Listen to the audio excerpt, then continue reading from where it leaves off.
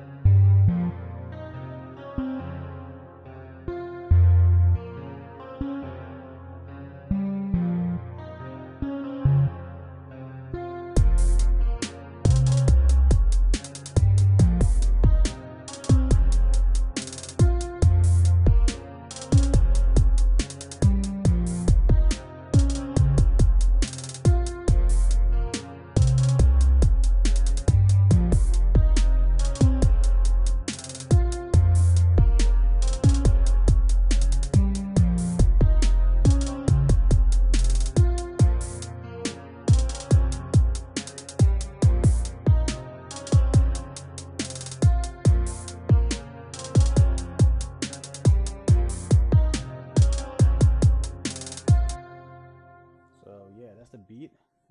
It's not that hard to make this. It took me like an hour to set this all up. We can start with all these instruments. You'll find them under my presets right here. You can just search for them.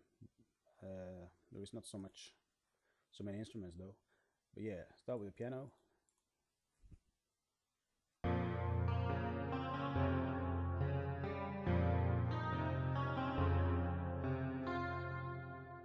So the trick was just start with making a beat, melody for 2 bars, and then you kind of mirror it. So if you look at this, and this pattern is kind of the same. The only thing I did was using the scale and moving that upwards. So comparing to this, so you have these two, and these two are like mirrored, while this one is below these two notes. I made sure that the next note right here is going to be above these two notes. And you can see here as well, you have some of the same patterns, just different notes. And the same goes for this. So like it's just different notes but the same pattern. So some of them have the same patterns, different notes, while some of the notes are just completely just the same, just mirrored. So that's basically it. Some chords, as you can see. So here you have 3 notes, 2 notes, 3 notes, 2 notes, and then you have some single notes as well. And then I just copied that pattern into the whistle and moved it 1 octave up.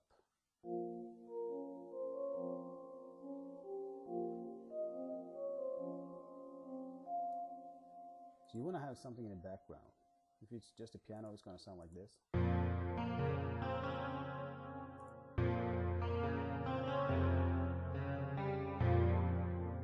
So the whistle is kind of in the background, so it create more of a dynamic harmonic sound, you know. And then we have the 808.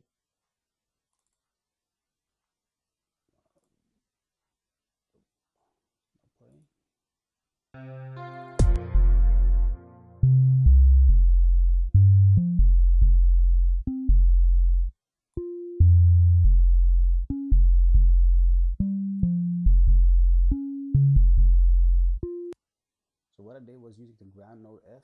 As you can see, this is the ground note for my melody as well. It's kind of F, which is repeating all the time. So you want to have the 808 for that as well. And then I just moved some of the notes for higher pitches, not all of them. Some of them just stays in F all the time. And what I did to create a variation, what I did was copying this pattern, and I just cut it off every time the snare hits. So my snare hits like every half of the bar, you know, like here there's a snare, so I just cut it off. Normally it will be like this, but I just shorten it.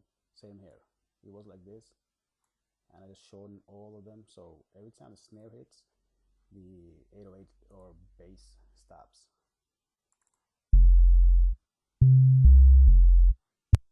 Yeah, you see. And for the middle part, just to create variation, I just removed all of the notes that were hitting F. So all of these notes, I just removed them, and that's how I got just the 808 without the ground notes for the middle part. And for the beginning, I just used my main F and removed all the upper notes. And for the bass line,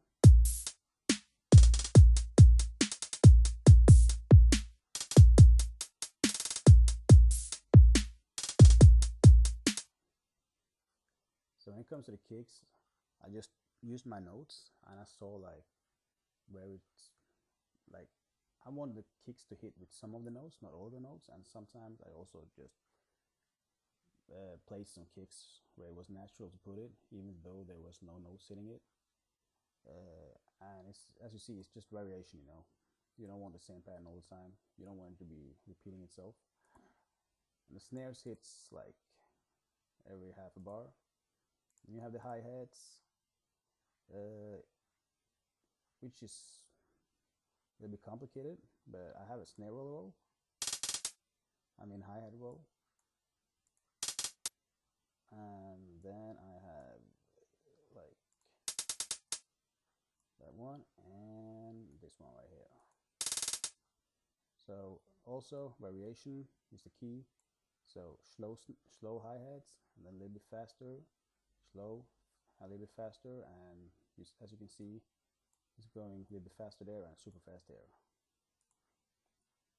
And the hi-hats was open hats were just randomly placed like this.